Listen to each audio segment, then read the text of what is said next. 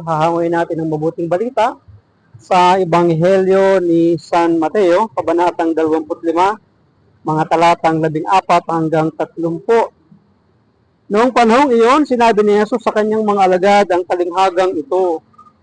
Ang paghahari ng Diyos ay may tutulad dito, may isang taong maglalakbay, kaya tinawag niya ang kanyang mga alipin at ipinagkatiwala sa kanila ang kanyang ari-arian. Binigyan niya ng salapi ang bawat isa ayon sa kanya-kanyang kakayahan. Binigyan niya ang isa ng 5,000 piso, ang isa naman ay 2,000 piso, at ang isa pa ay 1,000 piso. Pagkatapos siya ay umalis.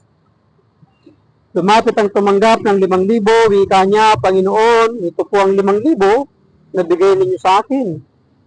Ito pa po ang 5,000 na tinubo ko. Sinabi sa kanya ng Panginoon, magaling, tapat at mabuting alipin.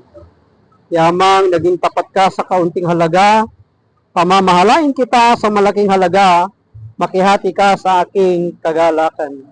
Pagpalain ng Diyos ang pagkabasa ng kanyang mabuting balita. Magaling, tapat at mabuting alipin, yamang naging tapat ka sa kaunting halaga, pamamahalain kita sa malaking halaga, makihati ka sa aking kagalakan. Ito ay mga katagang namutawi sa isang may-ari ng kanyang negosyo o pinagkatiwalang halaga sa taong kanyang pinagkatiwalaan na nagbigay ng malaking tubo sa kanya.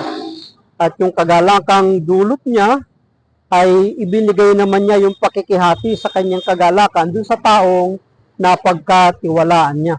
At tayo man sa daigdig na ito, may mga bagay na pinagkakatiwala din sa atin ng ating kapwa, ang mga taong nakatataas at minsan ay ang ating Diyos.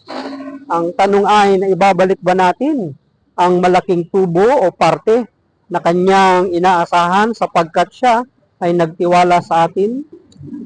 Pinagkatiwalaan tayo ng Diyos ng iba't ibang biyaya at kakayahan, ninanais ng Diyos na palaguin natin ang mga biyayang kanyang ipinagkatiwala sa atin. Gamitin ng wasto ang mga biyayang ito upang mapalago at mapaunlad. Maluluma lamang ang nakatambak na gamit. Isipin ninyo ang sasakyang hindi ginagamit. Pagdating ng panahon, ng matagal na panahon, ay hindi na ito gagana. Totoo din. Parang bola yan eh. Parang itak din yan eh. Kapag hindi gumagana, hindi ginagamit, nasisira lang. Ang pagkain na nakatabi lamang ay mabubulok din. Ang tubig na nakatuwangwang lang ay nasisira at nangangamoy kalaunan. Maaari pang maging sanhi ng pagkakasakit. Ang sasakyan, pagkain, tubig ay ilan lamang sa mga biyaya ng Diyos. Kung hindi natin gagamitin ay masisira at nagsayang tayo ng biyaya ng Diyos. Kaya nga dapat nating ipagkatiwala din, isali natin sa ibang pamamahala, sa ibang kamay, sa ibang mga nangangailangan. Gamitin natin ang sasakyan para mapalapit tayo sa mga taong mahalaga sa atin. Maaari din gamitin ito sa mga simpleng misyon o pagtulong natin. Pero dapat ibahagi sa iba ang pagkain hindi natin kayang ubusin. Magtipid ng tubig. Alalahanin natin na may mga taong hirap makakuha ng malinis na tubig para may mainom. Ang kabutihan na maaaring magawa sa pamamagitan ng mga biyaya ay patuloy na magpapalago ng mga biyayang mayroon tayo. Kaya nga dapat na nagagamit ng wasto, na itutulong ng wasto.